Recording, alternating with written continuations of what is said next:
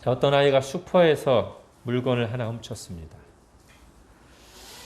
자, 이 경우에 이 아이의 잘못이 곧 부모의 죄가 되는 것은 아닙니다.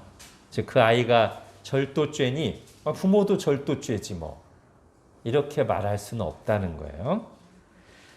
그러나 자녀들을 바르게 양육할 책임이 부모에게 있기 때문에 이런 경우에 부모가 절도죄를 범한 건 아닐지라도 부모로서의 책임감과 송구스러운 마음을 가지고 자녀의 잘못을 내 잘못처럼 여겨 사과하고 배상합니다.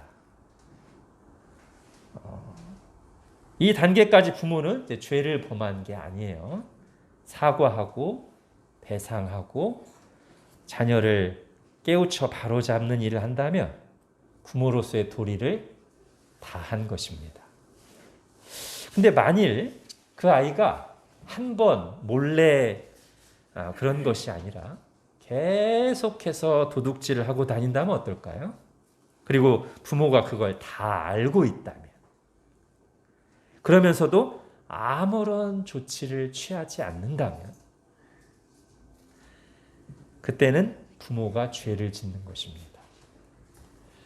부모로서의 마땅히 할 일을 하지 않는 죄, 책임을 맡은 자로서 알면서도 방조한 죄. 그래서 아이가 계속해서 죄를 짓고 어둠의 길로 가도록 방치한 죄. 그리고 아이의 도둑질로 인해 사람들이 피해를 보고 있는 줄 알면서도, 앞으로도 피해 입을 걸 알면서도 막지 않은 죄. 아니, 저 녀석이 훔쳤지 내가 훔쳤어? 왜 나한테 그래? 내가 죄졌어? 이렇게 말할 수 없는 거예요. 그럼 사람들이 뭐라고 반응할까요? 부모가 저 모양이니까 애가 저렇구만. 네. 맞는 말이죠. 잘못이 없기는커녕 이런 경우에는 아이보다 부모의 죄가 더 크다고 말할 수도 있을 것입니다. 여러분, 오늘 본문에 나온 엘리에게 그런 죄가 있어요. 그리고 엘리의 죄는 훨씬 그 이상입니다. 즉, 엘리는 자녀들을 양육하고 바로잡을 아버지로서의 책임을 가지고 있을 뿐만 아니라 하나님의 백성 이스라엘의 영적 지도자로서의 책임도 가지고 있는 것이죠. 그런데 그가 제사장으로 임명한 그의 아들들이 범한 죄는 가게에서 물건 훔치는 정도의 일반적인 악행을 넘어 바로 그 엘리가 책임을 맡고 있는 그 영역, 이스라엘의 영적 질서와 건강을 심각하게 훼손하고 있어요. 하나님을 모독하고 하나님께 드리는 제사를, 그리고 하나님의 성소를 짓밟고 더럽히면서 자기의 욕망을 채우고 있습니다. 그것도 아주 심각한 수준으로, 노골적으로, 광범위하게 반복해서 하고 있어요. 그런데도 이 책임을 맡은 엘리가 실효성 있는 조치를 전혀 취하지 않고 방치하고 있으니 그는 그 망나니 아들들인 홈니와 비느하스 못지않게 하나님 앞에 큰 죄를 짓고 있는 것입니다. 여러분, 오늘 22절을 한번 보십시오. 엘리가 매우 늙었더니 그의 아들들이 온 이스라엘에 행한 모든 일과 해망문에서 수종드는 여인들과 동침하였음을 듣고, 여기 보면 엘리는 그의 두 아들들이 행하고 있는 죄, 두 종류의 죄를 다 알고 있었습니다. 첫 번째가 뭐죠? 그의 아들들이 온 이스라엘에 행한 모든 일. 이게 뭘까요? 우리 지난주 본문 12절부터 17절까지 나오는 온 이스라엘 사람들이 하나님께 제사드리러 나올 때마다 그 제물을 탈취한, 하나님께 드리는 제물을 손댄 그 죄를 말한 거죠. 여러분, 14절 한번 보세요. 14절 뒷부분에 비슷한 표현이 있습니다. 그곳에 온 모든 이스라엘 사람에게 이같이 행하였다 나오죠. 그 표현을 그대로 가져온 거예요. 22절에서. 그의 아들들이 온 이스라엘에 행한 모든 일, 이겁니다. 하나님의 제사를 짓밟은 죄. 그 다음에 또 하나 죄가 뭐예요? 회막문에서 수종드는 여인들과 동침한 죄죠. 이 두 가지 죄를 다 알고 있었고요. 25절에 보면 그게 여호와께 범죄하는 거라는 걸 알고 있었고요. 24절에 보면 그게 뒷부분에 여호와의 백성으로 범죄하게 하는 죄라는 것도 다 알고 있었습니다. 지금 도저히 일어나서는 안 되는 일이 이스라엘 공동체에서 성소에서 벌어지고 있건만 바로 그 영역에서 책임을 가지고 있는 이스라엘의 영적 지도자인 엘리는 너무나 소극적이고 안일하게 대응하고 있었어. 아니, 최소한 제사장의 일을 하지 못하게 당장에 내쳤어야죠. 사실은 구약의 상황에서 보면 그것도 작은 조처예요. 훨씬 더 강한 조처를 취했어야 마땅합니다. 그러나 엘리는 그 모든 일을 알고 듣고 있으면서도 얘들아 그러면 안 돼. 이 정도 수준에서 멈추고 더 이상 실효성 있는 조처를 취하지 않았습니다. 여러분, 이것은 부모로서도 잘못하는 것이고요. 자식을 망치는 거니까. 영적 지도자로서 이스라엘 회중들에게도 잘못하는 것이고요. 궁극적으로는 하나님의 종으로서 하나님께 범죄하는 것입니다. 여러분, 하나님은 그렇게 하지 않으세요. 엘리처럼 하지 않으십니다. 즉, 하나님은 우리의 아버지로서 자녀인 우리들을 대하실 때 엘리처럼 계속 잘못된 길로 가는데도 방치하고 내버려 두지 않으십니다. 또 하나님은 우리의 왕으로서 우리를 통치하실 때 엘리처럼 하지 않으세요. 무책임하고 물렁하게 대하지 않으십니다. 오래 참고 기다리시지만 때가 되면 반드시 공동체적인 책임을 물으십니다. 또 하나님은 자신의 영광에 대해서도 엘리처럼 하지 않으시죠. 엘리는 하나님의 영광이 짓밟히고 있지만 수수방관하고 있었다면 하나님은 자신의 영광이 짓밟히거나 빼앗기는 것을 결코 그대로 두고 보지 않으십니다. 성경 전체에 그 얘기가 가득하고요. 사무엘서에서도 우리는 그 이야기를 여러 번 볼 것입니다. 즉 하나님이 자기 영광이 짓밟히는 것을 수수방관하지 않으시며 자신의 영광을 친히 드러내시는 것을 우리는 여러 번에 걸쳐서 보게 될 것입니다. 여러분, 좋은 왕은 어떤 왕일까요? 어떤 리더가 좋은 리더입니까? 어떤 부모가 좋은 부모입니까? 진정한 사랑은 어떻게 해야 됩니까? 회중들이나 자녀들을 당장 편하게만 해주는 게 좋은 부모, 좋은 리더일까요?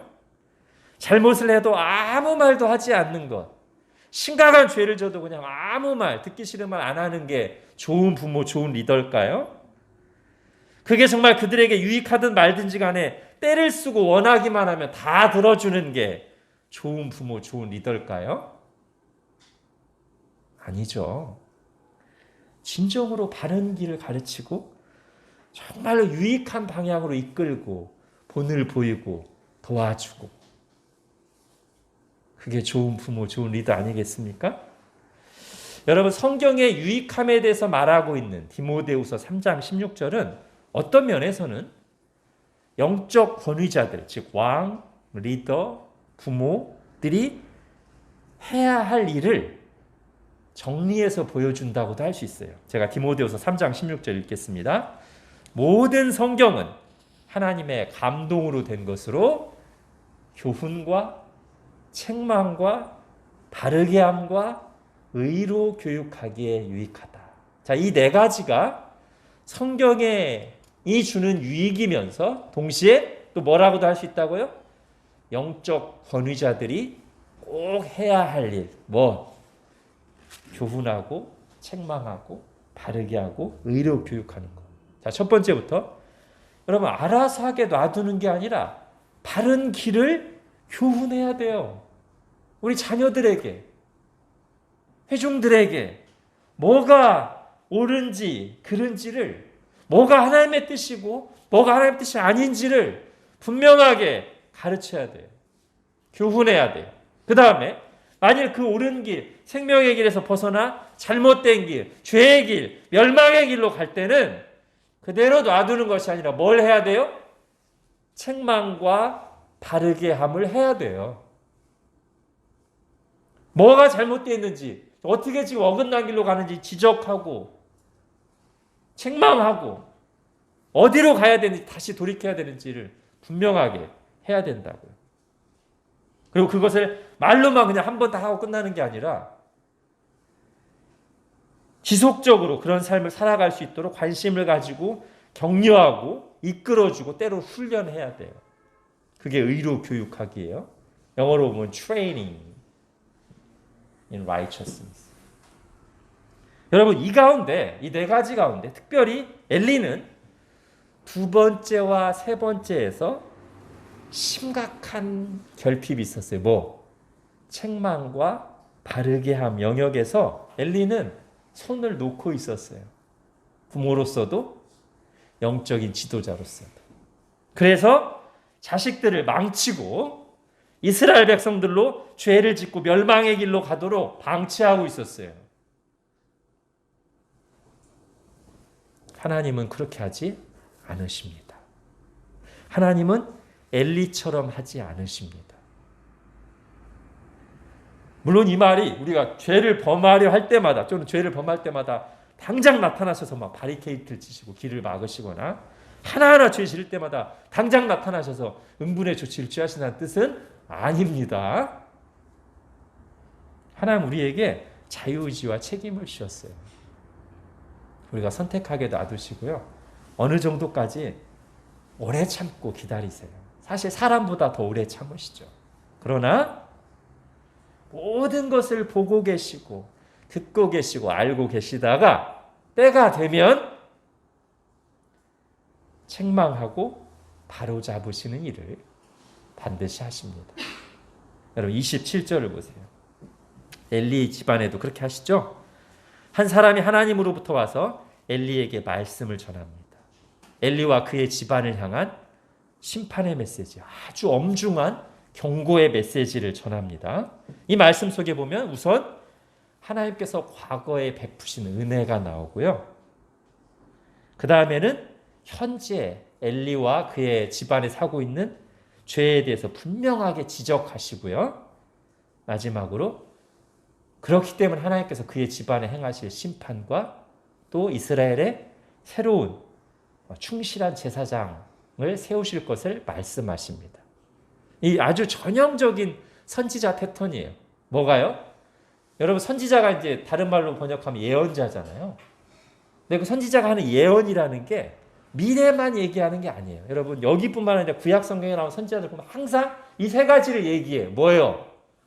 과거에 하나님께서 베푸신 은혜. 이게 굉장히 중요하거든요. 이걸 잃어버리기 때문에 우리가 탈선하기 때문에 늘 하나님께서 베푸신 은혜를 다시 한번 상기시키고요. 두 번째는 현재 영적 상태에 대해서 아주 분명하게 지적하십니다. 책망하십니다. 세 번째는 그리고 나서 미래 얘기를 하세요. 그것 때문에 하나님께서 어떻게 징계하실지 그리고 또는 어떻게 회복시키실지 이 얘기를 합니다. 이게 세 가지가 이제 선지자 패턴인데 결국 선지자가 하는 얘기는 누가 하는 얘기예요? 하나님이 하신 얘기죠. 하나님 우리에게 이 세 가지를 항상 깨우쳐 주기를 원하시는 거죠. 그 중에 가운데 있는 게 뭐예요? 지금까지 얘기한 거. 책망과 바르게 함. 이게 그 가운데 들어가는 내용이에요. 자, 그 뒤에 앞으로 하실 일에 보면은 하나님은 애굽에서 출애굽할 때부터 이들에게 주셨던 이 제사장 직분을 더 이상 이제 엘리의 집안에서는 못하도록 빼앗으시고 다른 충실한 제사장을 일으키실 것이다. 요한계시록에 나와 있는 표현대로 하면 회개하지 아니하면 내가 네게 가서 내 촛대를 그 자리에서 옮기리라 말씀하시는 거죠. 왜? 엘리와 그의 아들들의 죄 때문에. 하나님 그걸 그대로 방치하지 않으시겠다는 거예요. 자, 그러면서 이 책망과 바로잡음의 가장 중요한 이유 또는 원칙이 되는 말씀이 30절 뒷부분에 나옵니다. 자, 이게 매우 중요한 말씀인데요. 사무엘상의 거의 주제 성구라고도 할 수 있는 말씀입니다. 사무엘상 2장 30절 나를 존중히 거기부터 같이 읽겠습니다. 시작. 나를 존중히 여기는 자를 내가 존중히 여기고 나를 멸시하는 자를 내가 경멸하리라. 아멘. 여러분 이게 성경 진리의 한 축입니다. 즉 하나님의 통치 원리의 한 기둥이에요. 이게 나를 존중히 여기는 자를 내가 존중히 여기고 나를 멸시하는 자를 내가 경멸하리라. 예. 이게 하나님의 통치 원리 중에 두 기둥 중에 하나고 하나님은 늘 이렇게 하십니다. 여러분 성경에서 말하는 죄는 본질상 관계적입니다. 즉 하나님과의 관계, 사람과의 관계에서 잘못하는 게 죄예요. 성경에서 말하는 죄. 하나님 사랑, 이웃 사랑과 반대되는 방향으로 가는 게 죄예요. 거기에서부터 고통과 부작용과 파괴와 죽음이 일어납니다.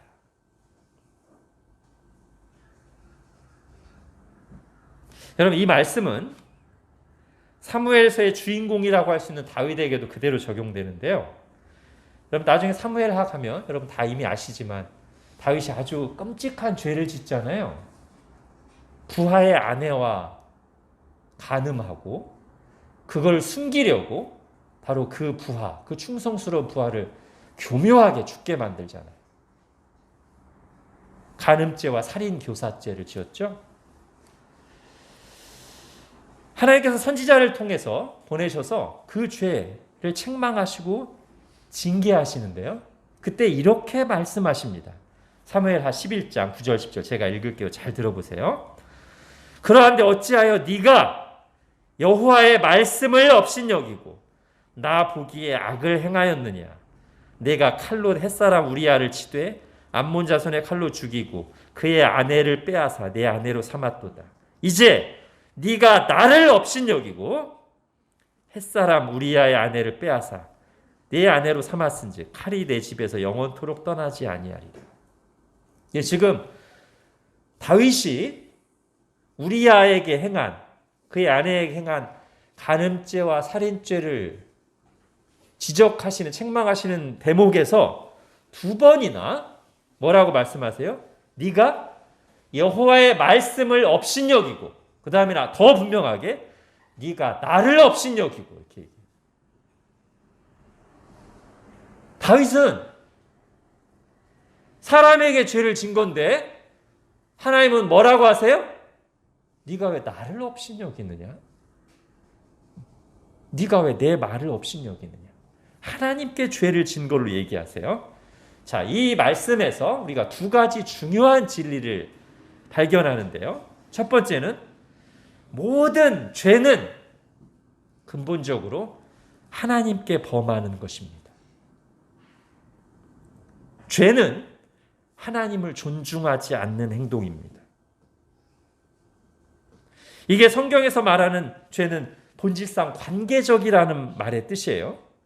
즉 우리가 하나님을 직접적으로 하나님을 욕하거나 부인해야만 하나님께 죄를 짓는 게 아니고요. 하나님께서 소중히 여기는 것을 소중히 여기지 않고 함부로 할 때 또는 하나님이 마음으로 싫어하시는 일을 우리가 행동할 때 그게 다 하나님께 죄를 짓는 거예요. 하나님을 배제시킨 채 하나님을 아예 고려하지 않고 옳고 그름을 따지는 것 자체가 하나님께 죄를 짓는 거예요. 그리고 그렇게 하나님의 마음, 하나님의 뜻, 하나님과 관계를 생각하지 않고 죄를 따지게 되면 그게 율법주의, 규칙주의로 가고요. 처음에는 그게 굉장히 객관적인 것 같지만 나중에는 여론에 휩쓸리면서 이상한 데로 가요. 지금 이 시대가 그렇죠. 여러분, 이게 세상의 근본적인 죄입니다. 하나님 없이 하나님과 관계를 배제한 채 옳고 그름을 따지기 때문에 세상에서 하는 모든 행동들은 다 죄예요.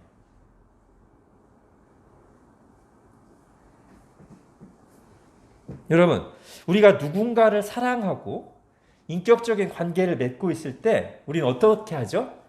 그 사람 때문에라도 나쁜 짓을 하지 않으려고 애씁니다. 그죠? 그를 실망시키거나 마음 아프게 하지 않고 싶어 해요. 근데 만약 우리가 실수로든지 어떤 이유 때문에 나쁜 짓을 하게 되면 그 사람에게 미안하고 부끄럽습니다. 그게 맞는 거예요. 그게 사랑이죠. 이것이 죄를 관계적인 것으로 이해하는 기초입니다. 이와 같이 우리가 하나님이 싫어하시는 행동, 그게 하나님을 직접 욕하는 것이 아닐지라도 하나님이 아주 싫어하시는 행동을 하게 되면 우리가 하나님과의 바른 관계 속에 있다면 어떤 마음을 갖게 돼요? 아, 이거 하나님 싫어하시는데 너무 죄송하고 부끄럽고 하나님이 두렵죠. 그게 맞는 거예요. 그게 그 사람이 하나님과의 관계 속에 있다는 뜻입니다. 그리고 하나님도 실제로 그렇게 여기시고요. 다윗에게 하신 것처럼 사람에게 잘못한 일일지라도 그게 하나님이 너무나 싫어하시는 행동, 하나님이 하지 말라고 하는 행동을 했기 때문에 하나님 뭐라고 하세요? 네가 왜 내 말을 업신여기고 그랬느냐? 네가 왜 나를 업신여기고 그 일을 행하였느냐? 이렇게 하나님께 죄를 지은 것으로 여기세요. 우리도 죄를 그렇게 이해해야 됩니다. 그게 맞는 겁니다. 자, 둘째는, 자, 잘 들어보세요. 제가 아까 이 나를 존중히 여기는 자를 존중히 여기고 나를 멸시하는 자를 경멸하리라가 하나님의 통치의 두 기둥 중에 하나라고 했죠. 또 하나가 뭘까요? 은혜의 원리예요. 하나님은 은혜를 베푸십니다. 죄를 용서하시고요. 한결같은 사랑을 베푸세요. 이 두 가지가 이제 통치의 원리, 하나님의 통치의 원리인데 이 둘이 충돌하거나 모순되는 게 아니라 같이 가요. 자, 지금 다윗을 예로 들었잖아요. 다윗 어떤 사람이에요? 하나님이 선택한 자예요. 그죠? 하나님이 너무나 사랑하는 종이에요.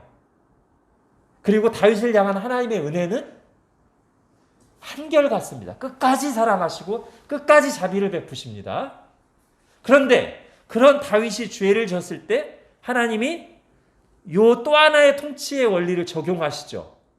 나를 존중하지 않는 자를 나를 존중히 여기는 자를 내가 존중히 여기고 나를 멸시하는 자를 내가 경멸하리라. 그래서 다윗이 하나님을 업신 여기고 그 죄를 지었을 때 하나님이 찾아오셔서 강하게 책망하시고 매를 대시죠. 다윗에게 있는 은혜의 통치 원리는 계속 지속돼요. 다윗에게. 그런데 이 통치 원리도 적용된다고요. 그리고 그렇게 해야만 맞습니다. 왜냐하면 여러분 이런 예를 들어보세요. 사랑하는 남녀를 생각해 보십시오. 부부로 할까요? 부부가 있어요. 그런데 그 중에 한 사람이 다른 이성을 만나서 데이트하고 즐기는데 또 한 사람이 나는 당신을 사랑하니까 그건 문제가 안 돼. 이렇게 말할 수 있습니까? 그게 사랑의 관계입니까? 아니죠. 정상이 아니죠.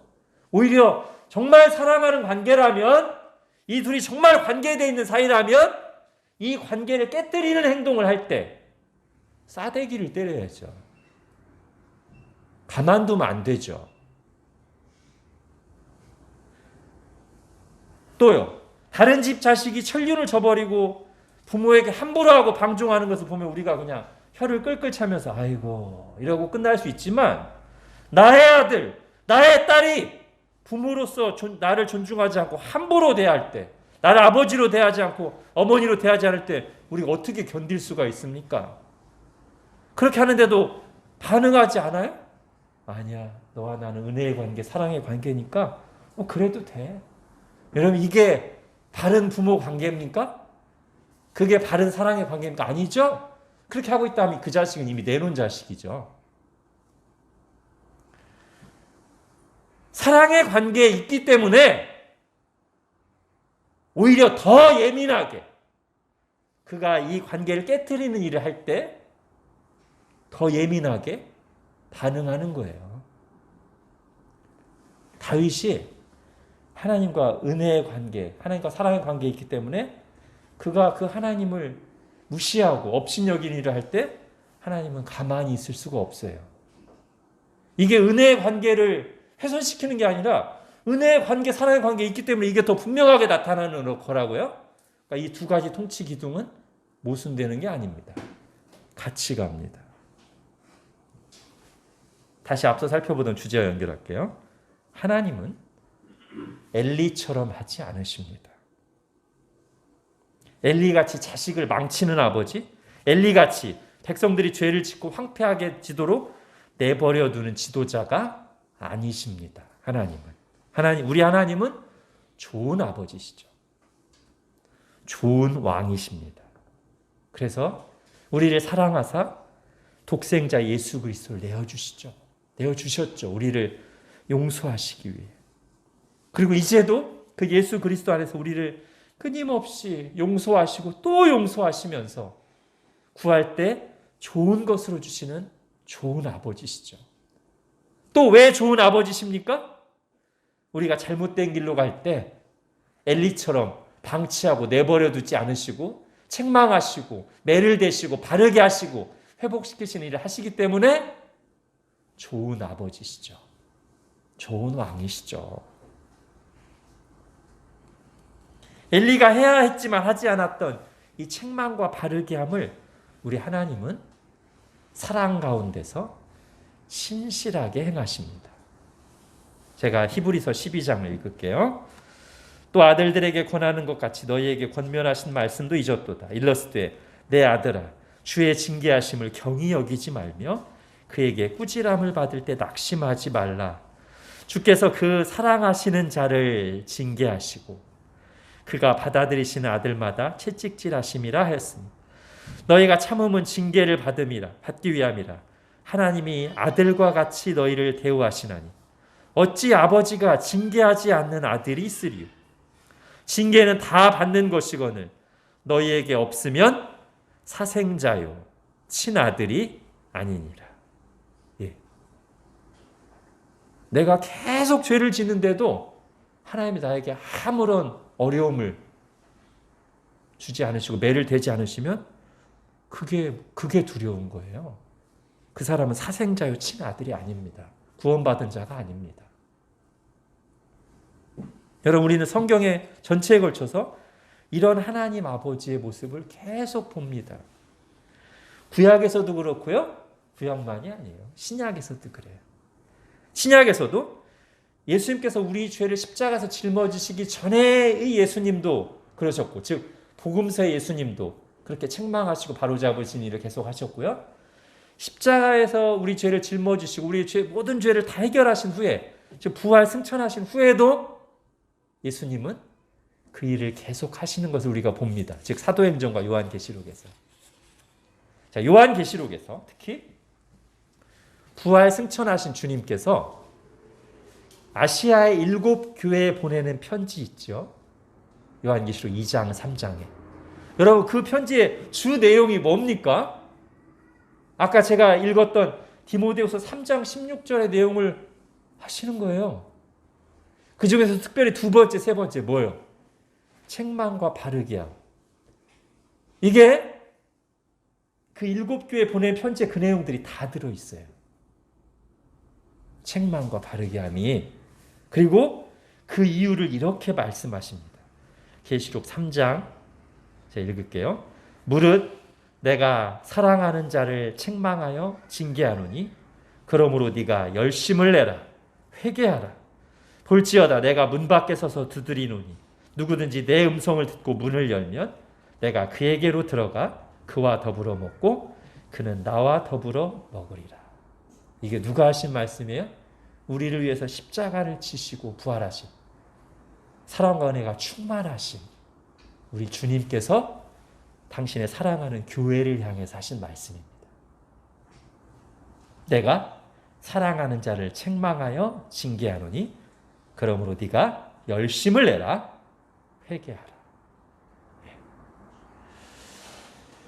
근데 여러분, 오늘 본문에서 정말 안타까운 것이 있는데요. 이렇게 엄중한 하나님의 경고의 말씀을 듣고 난 뒤에 엘리의 반응이 그렇습니다. 여러분, 성경 어디에도 엘리가 회개했다는 말씀이 없습니다. 아니, 옷을 찢든지, 구약에 많이 나오는 것처럼 죄를 뒤집어 쓰고 죄 엎드려 있든지, 금식하며 부르짖든지, 아니면 이제라도 홈리와 비느하스를 치리하든지, 그런 내용이 전혀 없어요. 이제 다음 주에 볼 사무엘상 3장에 가면 하나님께서 한 번 더, 오늘 하셨던 말씀을 한 번 더 말씀하세요. 누구의 입을 통해서?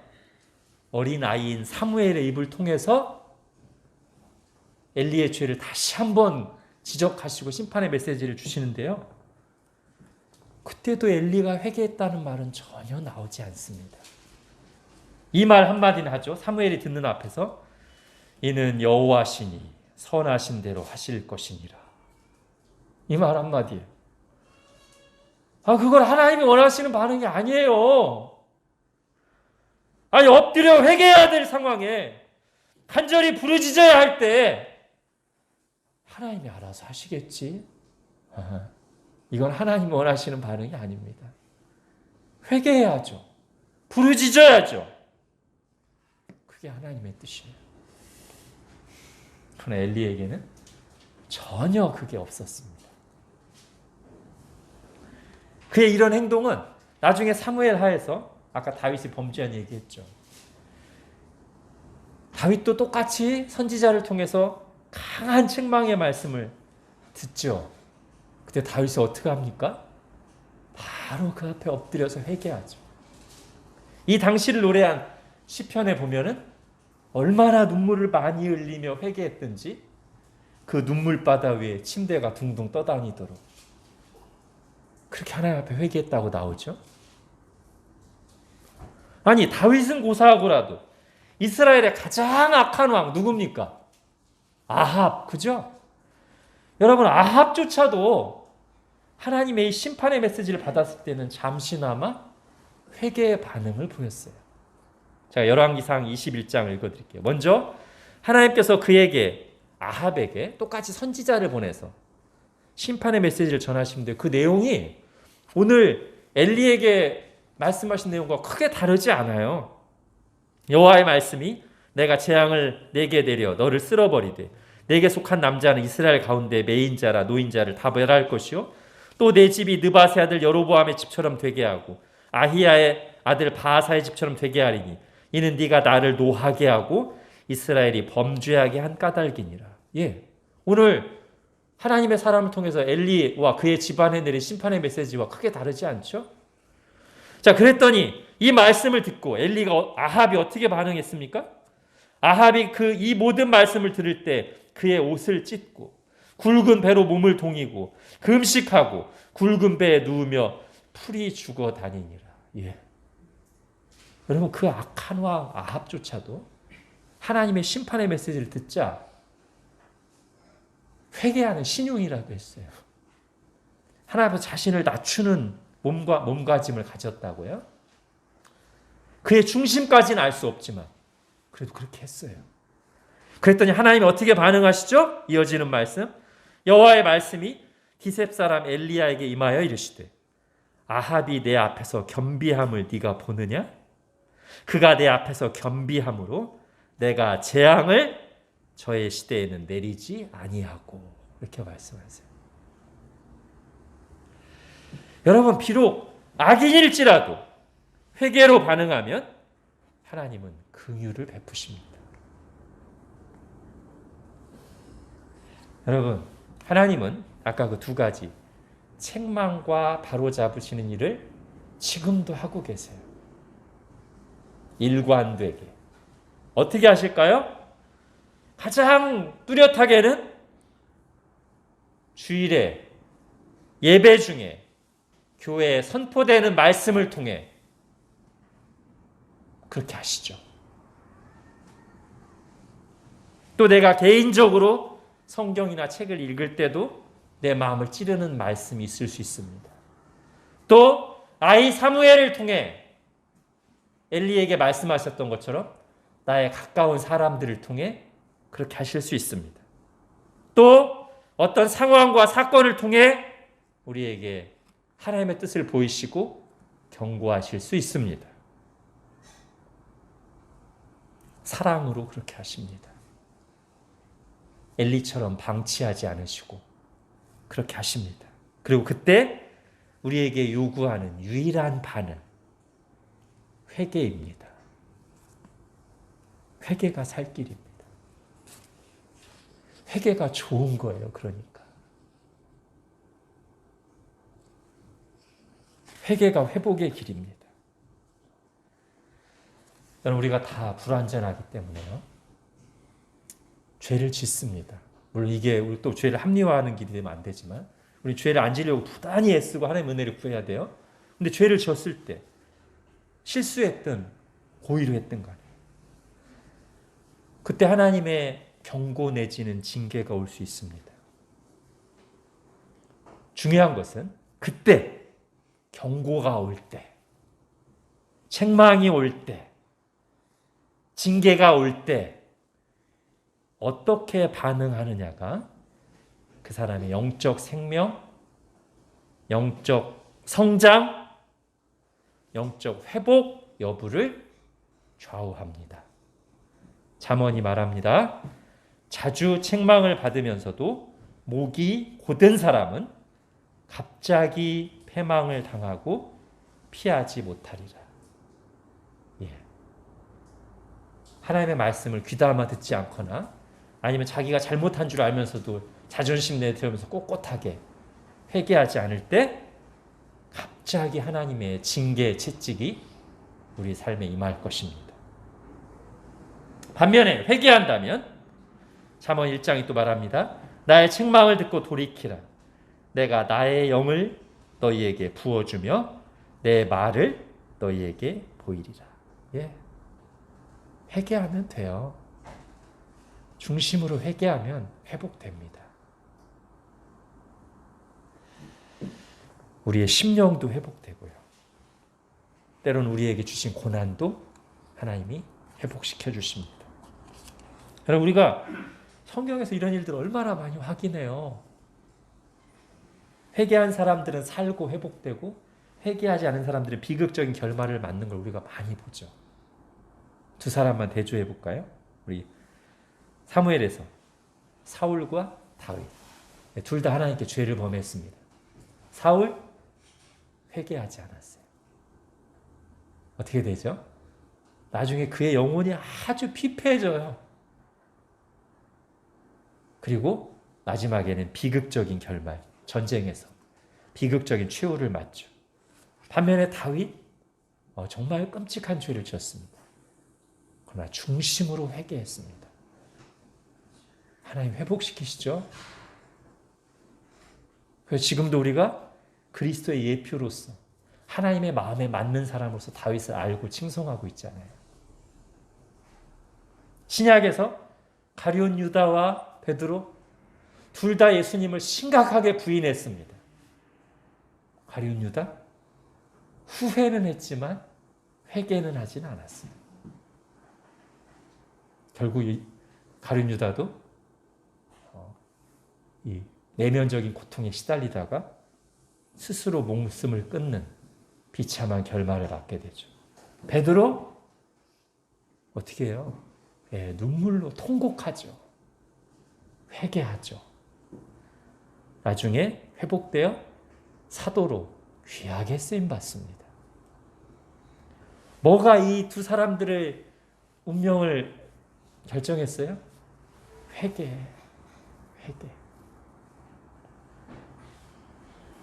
내가 의인을 부르러 온 것이 아니오 죄인을 부르러 왔노라. 이 말씀. 의인 뭐예요? 잘나서 회개할 것이 없는 사람. 그 사람들을 주님이 부르시지 않아요. 구원하시고 쓰시지 않습니다. 누구를 부르세요? 죄인. 내가 죄인임을 인정하고 회개하는 사람들을 주님이 구원하시고 회복시키시고 쓰신다는 거죠. 이제 마무리하겠습니다. 제가 지난 주일에 사무엘서에서 메시지를 전하는 가장 두드러진 방식 뭐라고 했죠? 대조, 그죠? 대조라고 했어요. 오늘 본문도 그게 나와요. 이 엘리의 아들들의 죄 얘기를 쭉 하다가 중간에 불쑥 26절에 사무엘 얘기를 하죠. 이 엘리의 아들들과는 다르게 아이 사무엘이 점점 자라며 여호와와 사람들에게 은총을 더욱 받더라. 예, 아주 대비되죠, 그죠? 엘리의 아들들과 사무엘이. 근데요, 오늘 본문에 잘 보면 또 다른 대비가 보이는 것 같아요. 누구요? 제가 오늘 설교 내내 얘기한 하나님과 엘리가 대조됩니다.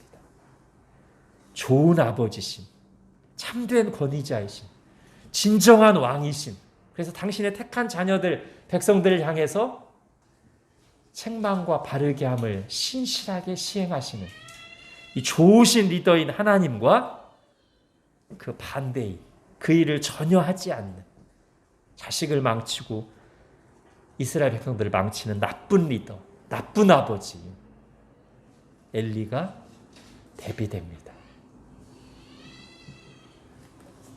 예수 그리스도를 믿는 우리는 어떤 아버지, 어떤 왕의 다스림 아래 있나요?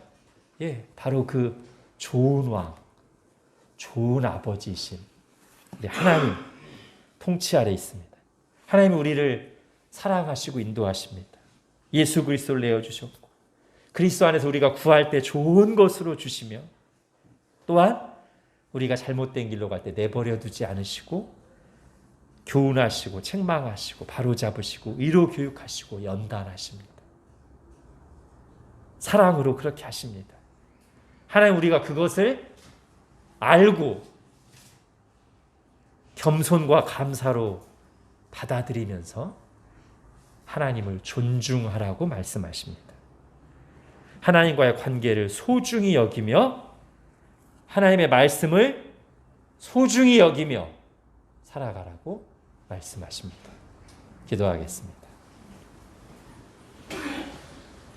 하나님, 오늘 엘리와 그의 집안에 대한 하나님의 심판의 말씀, 경고의 메시지를 들으면서 하나님은 엘리처럼 하지 않으신다는 사실을 들었습니다. 그래서 하나님은 좋은 아버지시고 좋은 왕이심을 들었습니다. 하나님께서 사랑으로 그렇게 하시는 것을 들었습니다. 지금도 하나님께서 우리에게 그렇게 행하시는데 우리가 그 사실을 분명히 알고 인정하며 하나님을 존중함으로 받아들이고 순종하는 저희들 되게 하여 주옵소서. 그리고 저희도 이런 하나님을 본받는 좋은 부모, 좋은 리더의 길을 걷게 하여 주옵소서. 예수님의 이름으로 기도합니다. 아멘.